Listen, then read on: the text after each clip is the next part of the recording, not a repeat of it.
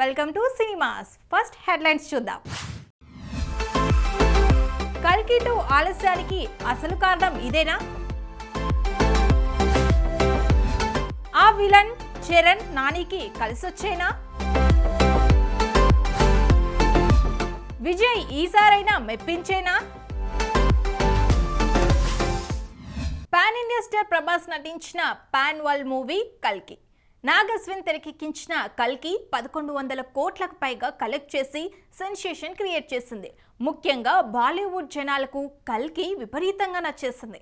దీంతో అటు అభిమానుల్లో ఇటు ఇండస్ట్రీలోనూ కల్కి 2 పై మరింత క్యూరియాసిటీ పెరిగింది. నెక్స్ట్ ఇయర్ సమ్మర్లో కల్కి 2 రిలీజ్ అని అశ్విని దత్ ప్రకటించారు. కానీ తాజా సమాచారం ప్రకారం ఇప్పట్లో కల్కి 2 రిలీజ్ కాదని టాక్ వినిపిస్తోంది. ఆలస్యానికి కారణమేంటి? కల్కి 2 వచ్చేది ఎప్పుడు? కల్కి సినిమా కల్కి 2 పై అంచనాలను పెంచేసింది. అసలు కథ సెకండ్ పార్ట్లోనే ఉండడంతో ఎప్పుడెప్పుడు కల్కి 2 థియేటర్స్లోకి వస్తుందా అని డార్లింగ్ ఫ్యాన్స్ ఈగర్గా వెయిట్ చేస్తున్నారు. కల్కి నిర్మాత అశ్విని దత్ కల్కి రిలీజ్ అయిన సంవత్సరానికి అంటే వచ్చే సమ్మర్లో కల్కి 2 రిలీజ్ కానుందని ప్రకటించారు. దీంతో నిజంగానే నెక్స్ట్ ఇయర్ సమ్మర్లో కల్కి 2 వచ్చేస్తుందని అభిమానులు ఆనందపడ్డారు. కానీ కల్కి మరింత ఆలస్యం కానుందని తెలిసింది. నాగ్ అశ్విన్ మాట్లాడుతూ కల్కి 2 కోసం మరిన్ని ప్రపంచాలు సృష్టించబోతున్నామని, సినిమా ఎప్పటికి పూర్తవుతుందో చెప్పలేమన్నారు. కల్కి 2 ఎప్పుడొస్తుందో క్లారిటీ లేదు. అసలు కారణం ఏంటంటే దీపికా పదుకొనే అని తెలిసింది. కల్కి షూటింగ్లో ఉండగానే దీపిక గర్భం దాల్చింది. సెప్టెంబర్లో ఆమె బిడ్డకు జన్మనివ్వబోతోంది. అయితే బిడ్డకు జన్మనిచ్చిన తర్వాత సంవత్సరం పాటు గ్యాప్ తీసుకోవాలి అనుకుంటుందట. ఈ గ్యాప్ వల్లనే తనకెంతో ఇష్టమైన రోహిత్ శెట్టి ప్రాజెక్టును కూడా కాదనుకుందని, అలాగే ఆమె ఓ పాపులర్ షో సీజన్ 3కి కూడా నో చెప్పిందని తెలిసింది. కల్కి 2 షూటింగ్ సంక్రాంతి నుంచి స్టార్ట్ చేయాలి అనుకుంటున్నారట. అయితే పార్ట్ 2లో ఆమె చుట్టూనే కథ తిరుగుతుంది. మరి దీపిక ఎప్పుడు డేట్స్ ఇస్తుందో, ఎప్పుడు కల్కి 2 పూర్తవుతుందో, ఎప్పుడు థియేటర్స్లోకి వస్తుందో క్లారిటీ రావాలంటే కొన్నాళ్లు ఆగాలి. ఏది ఏమైనా నెక్స్ట్ ఇయర్లో కల్కి 2 రావడం అనుమానమే. ప్రతి ఒక్కరికి ఏదో ఒక సెంటిమెంట్ ఉంటుంది. అదే ఇండస్ట్రీ జనాలకైతే ఈ సెంటిమెంట్ కాస్త ఎక్కువే. హీరోలకు, డైరెక్టర్స్కు కొంతమంది లక్కీ ఆర్టిస్టులు ఉంటుంటారు. ఆర్టిస్ట్ ఉంటే సినిమా హిట్ అని నమ్మకం కలిగితే ఆ ఆర్టిస్టే కావాలని సినిమాలో పెడుతుంటారు. ఇప్పుడు ఓ ఆర్టిస్ట్ సెంటిమెంట్గా మారాడని టాక్ కోలీవుడ్, టాలీవుడ్లో వినిపిస్తోంది. ఆ ఆర్టిస్ట్ చరణ్ నాని సినిమాలో విలన్గా నటించడంతో వీరిద్దరికీ కూడా సెంటిమెంట్గా కలిసొస్తుందా అనేది ఆసక్తిగా మారింది. ఇంతకీ ఎవరా ఆర్టిస్ట్? చరణ్ నాని సినిమాల అప్డేట్ ఏంటి? ఎస్జే సూర్య డైరెక్టర్గా విజయవంతమైన చిత్రాలు తెరకెక్కించి మంచి గుర్తింపు తెచ్చుకున్నాడు. ఎస్జే సూర్య అనగానే పవర్ స్టార్ పవన్ కళ్యాణ్ ఖుషీ సినిమా గుర్తొస్తుంటుంది. అయితే యాక్టర్గా మారిన తర్వాత తనదైన స్టైల్లో నటిస్తూ తనకంటూ ఓ ప్రత్యేక గుర్తింపు ఏర్పరచుకున్నాడు. దీంతో బిజీ ఆర్టిస్ట్ అయి లక్షల్లో రెమ్యునరేషన్ తీసుకునే సూర్య 10 కోట్ల రూపాయల రెమ్యునరేషన్ తీసుకునే స్థాయికి ఎదిగాడు. అంతేకాకుండా తను నటిస్తే ఆ సినిమా హిట్టే, అతనిది లక్కీ హ్యాండ్ అనే పేరు కూడా వచ్చింది. Vijay Adirindi, Sivakarthikeyan Don, Simbu Maanaadu, Vishal Mark Antony చిత్రాల్లో ఎస్జే సూర్య నటించాడు. ఆ సినిమాలన్నీ బ్లాక్ బస్టర్ సక్సెస్ సాధించాయి. తాజాగా సూర్య ధనుష్ రాయన్ మూవీలో నటించాడు. ఈ సినిమా కోలీవుడ్లో 100 కోట్ల రూపాయల గ్రాస్ సాధించి ఇంకా సక్సెస్ఫుల్గా రన్ అవుతోంది. ఇప్పుడు ఈ సూర్య తెలుగులో నాని సరిపోదా శనివారం సినిమాలో నటిస్తున్నాడు. ఇందులో విలన్గా నటిస్తున్నాడు. ఈ మూవీ ఆగస్టు 29న రిలీజ్ కానుంది. ఇందులో సూర్య విలనిజం డిఫరెంట్గా ఉంటుందని టాక్ వినిపిస్తోంది. అలాగే global star Ram Charan game changer మూవీలో కూడా సూర్య విలన్గా నటిస్తున్నాడని, ఈ మూవీలో కూడా సూర్య పాత్ర చాలా వైవిధ్యంగా ఉంటుందని ప్రచారం జరుగుతోంది. డిసెంబర్లో క్రిస్మస్కి గేమ్ చేంజర్ రిలీజ్ కానుందని నిర్మాత దిల్ రాజు ప్రకటించారు. సూర్య సెంటిమెంట్ కలిసొచ్చి నాని సరిపోదా శనివారం, చరణ్ గేమ్ చేంజర్ కూడా సక్సెస్ సాధిస్తాయేమో చూడాలి. అర్జున్ రెడ్డి సినిమాతో ఒక్కసారిగా యూత్కి బాగా కనెక్ట్ అయ్యాడు విజయ్ దేవరకొండ. లైగర్ మూవీతో పాన్ ఇండియా రేంజ్లో సక్సెస్ సాధించాలని అనుకున్నారు. కానీ బాక్స్ ఆఫీస్ దగ్గర బోల్తా పడింది. ఆ తర్వాత నుంచి సక్సెస్ కోసం తపిస్తున్నాడు. కానీ ఖుషి పర్వాలేదు అనిపిస్తే ఫ్యామిలీ స్టార్ మళ్ళీ డిజాస్టర్ అయింది. ఇప్పుడు గౌతమ్ తిన్ననూరితో సినిమా చేస్తున్నాడు. ఈ మూవీ ఫస్ట్ లుక్తో ఇంట్రెస్ట్ క్రియేట్ చేశాడు. ఈ మూవీపై చాలా నమ్మకం పెట్టుకున్నాడు. మరి విజయ్ నమ్మకం నిజమయ్యేనా? విజయ్ దేవరకొండ పరశురామ్ కాంబినేషన్లో రూపొందిన గీతా గోవిందం ఎంతటి విజయం సాధించిందో తెలిసిందే. మళ్లీ అదే కాంబినేషన్లో రూపొందిన చిత్రం ఫ్యామిలీ స్టార్. అందుచేత ఈ సినిమా తనకు మళ్లీ బ్లాక్ బస్టర్ సక్సెస్ అందిస్తుందని ఆశించాడు. కానీ వర్కౌట్ కాలేదు. అయితే ఫ్యామిలీ స్టార్ డిజాస్టర్ అయిన తర్వాత ఏమాత్రం గ్యాప్ తీసుకోకుండా వెంటనే సినిమా స్టార్ట్ చేశాడు. గౌతమ్ తిన్ననూరి డైరెక్షన్లో రూపొందుతున్న ఈ మూవీ శ్రీలంకలో షూటింగ్ జరుపుకుంటోంది. సితారా ఎంటర్టైన్మెంట్ సంస్థ ఈ చిత్రాన్ని నిర్మిస్తోంది. అయితే ఈ మూవీ ఫస్ట్ లుక్ రిలీజ్ చేశారు. డిఫరెంట్గా, షాకింగ్గా ఉన్న ఈ మూవీ ఫస్ట్ లుక్ సినిమాపై అంచనాలు పెంచేసింది. ఈ మూవీ టైటిల్ను ఈ నెలలో రిలీజ్ చేస్తామని ప్రకటించారు. అయితే ఆగస్టు 15న అనౌన్స్ చేస్తారని తెలిసింది. శ్రీలంకకు వలస వెళ్లిన ఓ తెగ నేపథ్యంగా ఈ సినిమా కథ ఉంటుందట. ఈ కథను ప్రతిబింబించేలా టైటిల్ పెడతారట. ఈ మూవీ ఫస్ట్ లుక్ను బట్టి ఇది ఇంటెన్షన్ యాక్షన్ డ్రామా అని తెలుస్తోంది. కాంబినేషన్స్పై నమ్మకం పెట్టుకుని చేసిన సినిమాలు ఫ్లాప్ అవ్వడంతో ఇప్పుడు కథను నమ్మి సినిమాలు చేస్తున్నాడు విజయ్ దేవరకొండ. ఈ మూవీ కథ వైవిధ్యంగా ఉండడంతో ఈ సినిమాపై చాలా నమ్మకం పెట్టుకున్నాడు. మార్చి 28న ఈ భారీ చిత్రాన్ని రిలీజ్ చేయనున్నట్టుగా ప్రకటించారు. మరి ఈ సినిమాతో అయినా విజయ్ నమ్మకం నిజమై సక్సెస్ సాధిస్తాడేమో చూడాలి. ఓ మంచి టైటిల్తో వచ్చిన చిత్రం అలనాటి రామచంద్రుడు. ఇందులో కృష్ణవంశీ, మోక్ష జంటగా నటించారు. చిలుకూరి ఆకాష్ రెడ్డి ఈ మూవీకి డైరెక్టర్. ఇంగ్లీష్ టైటిల్స్తో ఎక్కువ సినిమాలు వస్తున్న ఈ రోజుల్లో అచ్చమైన తెలుగు టైటిల్తో వచ్చిన ఈ అలనాటి రామచంద్రుడు శుక్రవారం థియేటర్లోకి వచ్చి పాజిటివ్ టాక్తో సక్సెస్ఫుల్గా రన్ అవుతోంది. ఈ సందర్భంగా థ్యాంక్స్ మీట్ ఏర్పాటు చేసి సంతోషాన్ని మీడియాతో పంచుకున్నారు. It is you, it is you, it is you. So that's the reason it's like my lifetime character. Yeah, and I admit it, and I won't change my word hereafter also. This is my lifetime character. So full మూవీలో మీరు బాగా connect అయిన scene ఎక్కడ? Actually, మొత్తం all scenes, first half kura like very interesting, but interval scene, my God, it was like, and I was feeling angry on me. What, this girl, I'll give you a tight slap on her. So that is how he portrayed the characters, both the characters, and I was feeling pity for him. And yeah, middle interval scene, and also the second half, he worked to detail.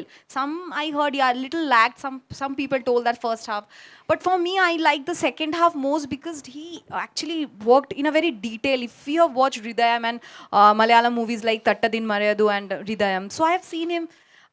I told him the first day, yeah, are you making a Telugu movie or a Malayalam movie? So no, it's Telugu. So I'm very proud that you worked with such creativity and fine art and detail. So I love the second half, yeah, little more because of the detailing. ప్రతి పాత్రకి ఒక complexity రాశారు. చాలా depth ఉన్న పాత్ర. ఇప్పుడు నా పాత్ర సిద్ధు అనేవాడు సముద్రంతో పోల్చారు సినిమాలో. ధరణి, భూమి.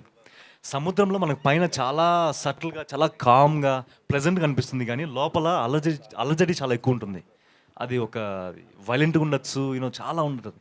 సో అది ఆయన రాసిన డైలాగ్స్ అయినా కావచ్చు, ఆయన క్యారెక్టరైజేషన్ అవ్వచ్చు, సిద్ధుని చాలా బాగా డీటెయిల్ చేశారు సార్. సో ఆకాష్ గారికి అక్కడ క్రెడిట్ ఇస్తాను నేను పూర్తిగా. తనతో నాకు జర్నీ 9 years నుంచి, మేము షార్ట్ ఫిల్మ్స్ నుంచి జర్నీ చేసుకుంటూ వచ్చాము. సో వాట్ హీ నోస్, అంటే తనకి తెలుసు నాకేం కావాలి అన్నది ఈజీగా. అంటే తనతో నేను వర్క్ చేయడానికి కూడా కారణం అదే. నేను ఇప్పుడు ఒక సీన్ చెప్పినా సరే దానికి ఇలాంటి ఇన్స్ట్రుమెంట్ అనుకుంటాను అనే లోపే తను ఇది పెడదాం, ఈ ఇన్స్ట్రుమెంట్తో వెళ్దాము, సో ఈ ఫీల్ వెళ్దాము. బేసిక్గా తను సైలెన్స్ని ఎక్కువ నమ్ముతాడు.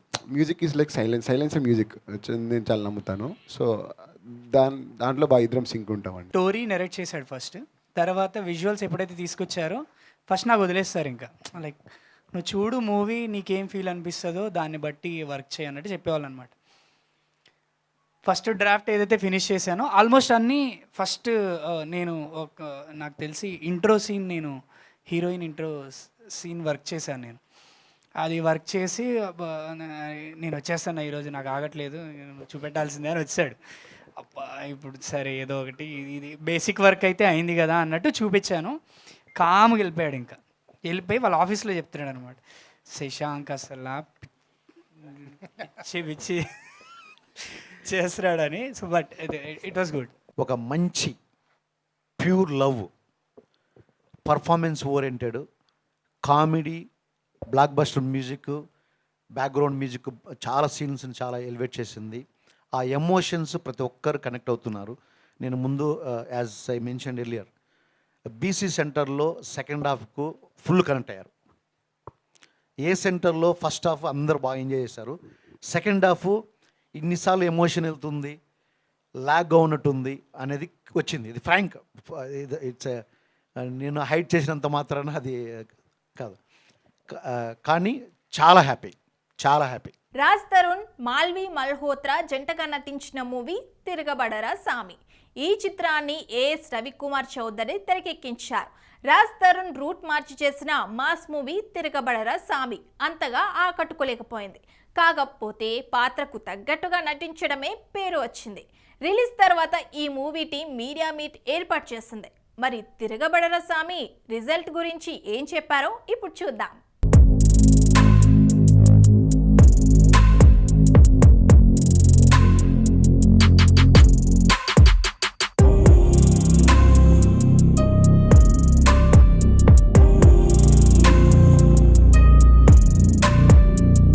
సినిమా నేను చూశాను.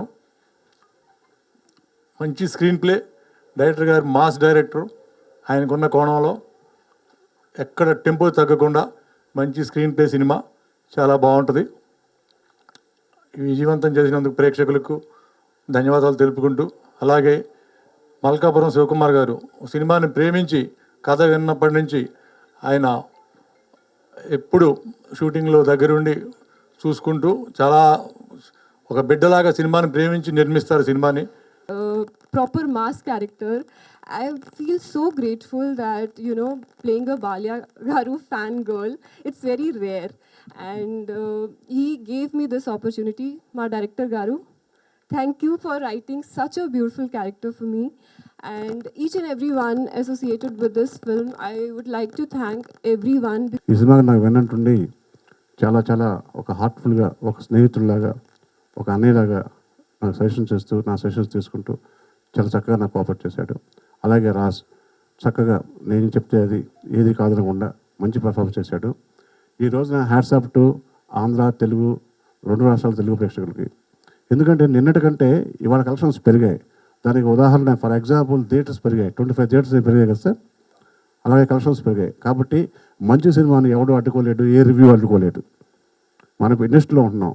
ఒక సినిమా బతికితే ఎంతోమంది రివ్యూలు రాసేవాళ్ళు వాళ్ళ పిల్లలకి బట్టలు కొనగలరు, పిల్లలకి అన్నం పెట్టగలరు. ఒక సినిమా గురించి బ్యాడే రాసి ఆ సినిమా చస్తే అందరూ ఆత్మహత్యలు చేసుకోవాల్సి వస్తుంది. కాబట్టి దయచేసి తప్పుగా మాత్రం అనుకోవద్దు. ఎందుకంటే 33 సంవత్సరాలు ఉన్నా ఇవాళ కొత్తగా వచ్చారు, పెద్ద పుడింగ్లు అనుకోవద్దు. కొత్తగా వచ్చేది రాసేస్తామని చెప్పి సీనియర్స్ ఉన్నారు, వాళ్ళ సజెషన్స్ తీసుకోండి, కొంచెం ఆలోచించండి. ఒక సినిమా బతికితే మనం బతుకుతాం, మీరు కూడా మన పార్టే.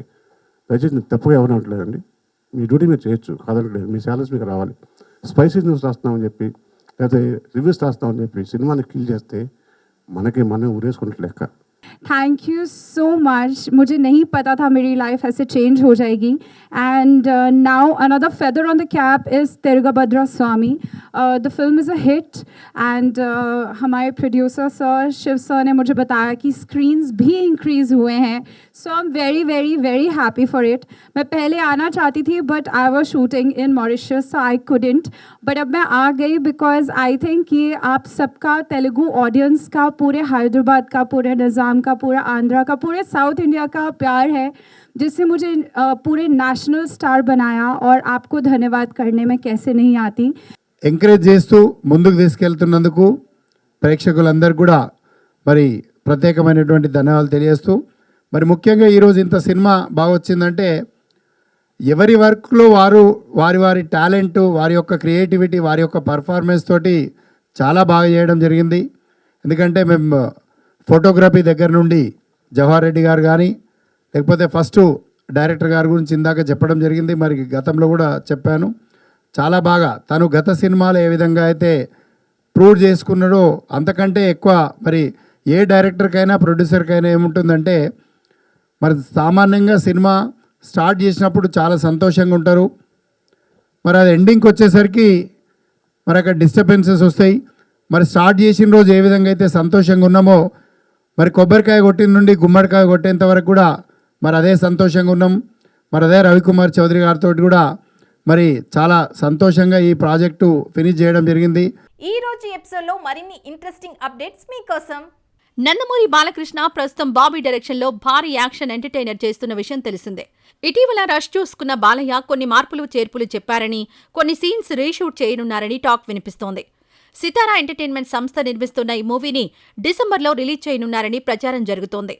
పాన్ ఇండియా స్టార్ ప్రభాస్ నటిస్తోన్న latest movie the Raja Saab. Maruthi తెరకెక్కిస్తున్న ఈ మూవీ ఏప్రిల్ 10న రిలీజ్ కానుంది. అయితే ఈ మూవీ ఫస్ట్ సింగిల్ జనవరిలో రిలీజ్ అని సంగీత దర్శకుడు తమన్ సోషల్ మీడియా ద్వారా తెలియజేశాడు. Kollywood director Atlee next movie గురించి గత కొన్ని రోజులుగా వార్తలు వస్తూనే ఉన్నాయి. అయితే ముంబైలో తన రైటర్స్ టీంతో కలిసి స్టోరీ రెడీ చేస్తున్నాడని, నార్త్ స్టార్, సౌత్ స్టార్తో కలిసి భారీ మల్టీ స్టారర్ ప్లాన్ చేస్తున్నాడని సమాచారం. పూరి తెరకెక్కించిన తాజా చిత్రం డబుల్ ఇస్మార్ట్. ఈ మూవీ ట్రైలర్ లాంచ్ ఈవెంట్ను వైజాగ్లో ఆదివారం గ్రాండ్గా నిర్వహిస్తున్నారు. ఆగస్టు 15న డబుల్ ఇస్మార్ట్ భారీ స్థాయిలో రిలీజ్ కానుంది. ఇది ఇవాల్టి సినిమాస్. రేపటి సినిమాస్తో మళ్ళీ కలుద్దాం. అప్పటి వరకు చూస్తూనే ఉండండి స్వతంత్ర టీవీ.